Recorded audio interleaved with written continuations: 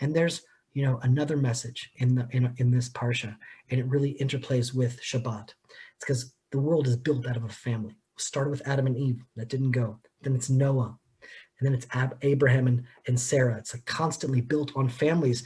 But here we see like a mirror or a window into society, into humanity as a whole. The whole world is built on the foundation of families. The families are building blocks for something greater. Ultimately, we need to build a fellowship. We need to build a society, a country. We need to build a kingdom. And here at the end of the parsha, we have the story of humanity's first attempt to come together.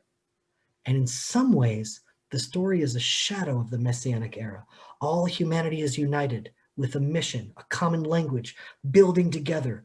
But then you look closer and they came together for the wrong reasons, the wrong intentions, leaving us with this timeless message. The people of the earth came together. The Midrash says they came together to wage war against God. They wanted to be masters of their own fate. It's like, why is the tower symbolic of a war against God? It's like maybe they wanted to show that they could conquer the heavens. But maybe the tower was made to make their name great, monument of human achievement. But I think the stories are juxtaposed for a reason. Man wanted to do what man wants to do. And what happens when man's heart turns evil and they start doing what they want to do? They learned that a flood will come. So what do? Now we can do whatever we want, and we got a tower to run to. Let the floods come. We're going to build a tower up to heavens. We're going to do whatever we want because we're going to be the masters of our own fate. Now they have a tower to escape to. So they came together in the first unity in mankind, but their unity was really based out of fear of this flood. Well, if their unity is based out of fear, you don't even need to destroy them. Just confuse their tongues and the whole thing will fall apart. And we see that that's exactly what happened. Now we see this vision of the end of days, the Jewish people returning from the four corners of the earth, all speaking different languages, coming together as a model for the world to see. The people of Israel began rebuilding the land of Israel, not out of fear, but out of vision and courage. And now from that foundation, a new unity is being formed. We can finally see the final unity in our generation. Look at this fellowship. It's like over 35 countries now from so many different backgrounds, creating a common language based on Hebrew, like Zephaniah said, based on the spirit and the values of the Bible that bring us all together. There's a spirit that's uniting all of us. And it's not fear, it's not COVID, it's the opposite. It's a vision for redemption. It's a desire to build God's kingdom on earth. It's a desire to bring blessing and light into the world. And how amazing that this fellowship is one of the most marvelous arcs I've ever seen in the world. An example of families that are building their own arcs, that are coming together to bring a new unity into the world.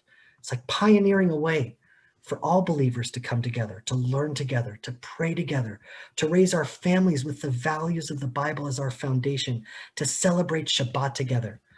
And as Israel continues to grow stronger, believers around the world will continue to grow stronger and more united. And what's bringing us together isn't fear, but it's our thirst for truth, a love of God, a desire to spread more light and blessing into the world. That is the mirror image toward the good, toward the final fixing of the Tower of Babel. And we are so lucky to be alive, to see it, to be a part of it, to actually be leading in some ways this move. So be blessed, my brothers and sisters. We can hear the footsteps of Mashiach in the land of Israel. We're so excited because it's happening right before our eyes. May Hashem seal your ark behind you. And may the light of Shabbat light up your life. And may world peace and a new world just materialize right around the corner. My name is Jeremy Gimpel, and I live here in the mountains of Judea. And in these unprecedented times, I wanted to offer you a gift from the land of Israel. We've been here at the cutting edge of the Jewish return to the land of Israel. We've come to the place where King David first assembled his men and where he wrote most of the book of Psalms. We are quite literally transforming this desert mountain area into a Garden of Eden-like oasis.